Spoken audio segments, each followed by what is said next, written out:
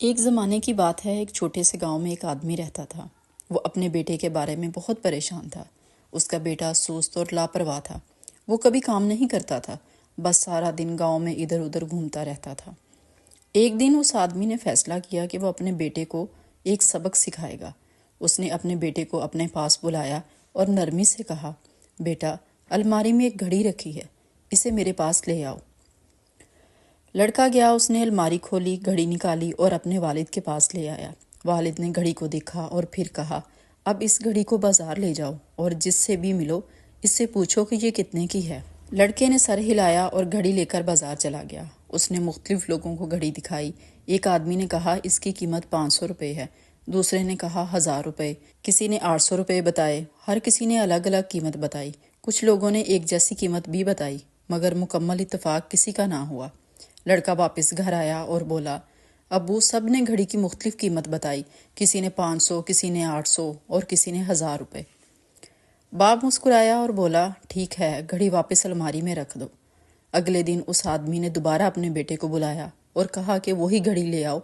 لڑکا گھڑی لے کر آیا۔ پھر باپ نے کہا، اب دوبارہ بازار جاؤ، مگر اس بار گھڑی کی قیمت مت پوچھنا، بس اس کے اندر موجود وقت کی قیمت پوچھنا۔ لڑکا حیران ہو گیا، اسے سمجھ نہ آئی کہ اس کے والد کیا کہنا چاہتے ہیں، لیکن پھر بھی وہ بازار چلا گیا۔ اس نے لوگوں سے پوچھا، اس گھڑی کے اندر موجود وقت کی کیا قیمت ہے؟ لوگ اسے عجیب نظروں سے دیکھنے لگے، کچھ ہنسنے لگے، کچھ نے کہا کہ یہ یہاں سے چلے جاؤ، اور کچھ بولے، یہ کیسا بیوقوفانہ سوال ہے۔ لڑکا شرمندہ اور اداس ہو گیا۔ آخرکار وہ ایک چھوٹی سی دکان پر رکا جہاں ایک بوڑھا آدمی گھڑیاں ٹھیک کر رہا تھا۔ جب لڑکے نے اس سے یہی سوال کیا تو بوڑھا آدمی رک گیا۔ اس نے مسکرا کر لڑکے کی طرف دیکھا اور سمجھ گیا کہ وہ کیا پوچھنا چاہ رہا ہے۔ اس نے نرمی سے کہا، بیٹا، وقت کی کوئی قیمت نہیں لگائی جا سکتی۔ تم لاکھوں روپے بھی دے دو، پھر بھی اپنی زندگی کا ایک لمحہ واپس نہیں خرید سکتے، اس لیے وقت کو سمجھداری سے استعمال کرنا چاہیے۔ پھر وہ بولا، وقت کی ایک بری بات ہے اور ایک اچھی بات ہے۔ بری بات یہ ہے کہ یہ گزرتا رہتا ہے، اور اچھی بات یہ ہے کہ تم یہ فیصلہ کر سکتے ہو کہ اسے کیسے گزارنا ہے۔ اس دنیا میں ہر کسی کے پاس دن کے 24 گھنٹے ہوتے ہیں، چاہے وہ امیر ہے یا غریب۔